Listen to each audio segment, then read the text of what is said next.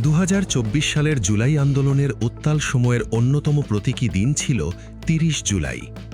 রাষ্ট্রীয় শোক পালনের সরকারি সিদ্ধান্তের বিপরীতে সেদিন দেশের অসংখ্য মানুষ সামাজিক যোগাযোগ মাধ্যমে নিজেদের প্রোফাইল ছবি লাল রঙে পরিবর্তন করেন।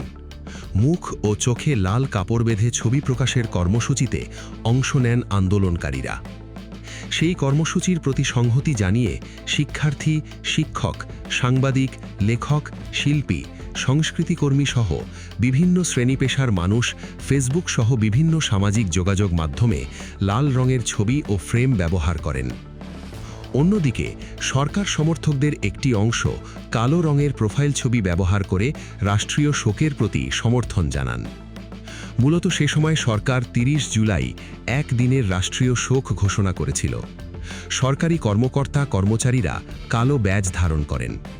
তবে আন্দোলনকারীরা এই রাষ্ট্রীয় শোক প্রত্যাখ্যান করে লাল রঙকে প্রতিবাদ এবং ন্যায় বিচারের দাবির প্রতীক হিসাবে তুলে ধরেন। পূর্ব ঘোষিত কর্মসূচির অংশ হিসাবে আন্দোলনকারীদের আহ্বানে সেদিন মুখ ও চোখে লাল কাপড় বেঁধে ছবি তুলে অনলাইনে প্রচার করা হয়। অল্প সময়ের মধ্যেই এই কর্মসূচি সামাজিক যোগাযোগ মাধ্যমে ব্যাপকভাবে ছড়িয়ে পড়ে। ফেসবুক জুড়ে দেখা যায় লাল রঙের প্রোফাইল ছবির ঢল। ফেসবুক প্রোফাইল লাল করার বিষয়ে ঢাকা বিশ্ববিদ্যালয় শাখা ছাত্র শিবিরের তৎকালীন সাধারণ সম্পাদক এস.এম. ফরহাদ বলেন, যখন রাষ্ট্র গণহত্যার বদলে নাটকীয়ভাবে রাষ্ট্রীয় শোক ও কালো পতাকা উত্তোলনের ঘোষণা দেয়, তখন আবু সাদিক কায়েম আমার কাছে পরামর্শ চান।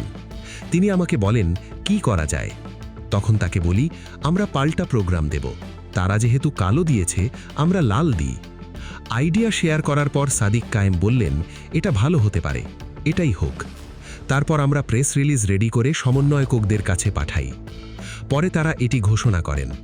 পরের দিন দেখি রাষ্ট্রের সব শ্রেণীর নাগরিক তাদের ফেসবুক প্রোফাইল আপডেট দিচ্ছেন।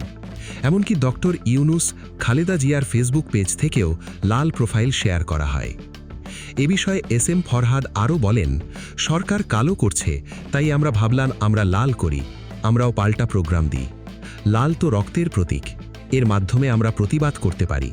তারপর মুখে এবং চোখে লাল কাপড় বেঁধে প্রতিবাদ জানানো ও যার যার প্রোফাইলকে লাল করার কর্মসূচি দিলাম।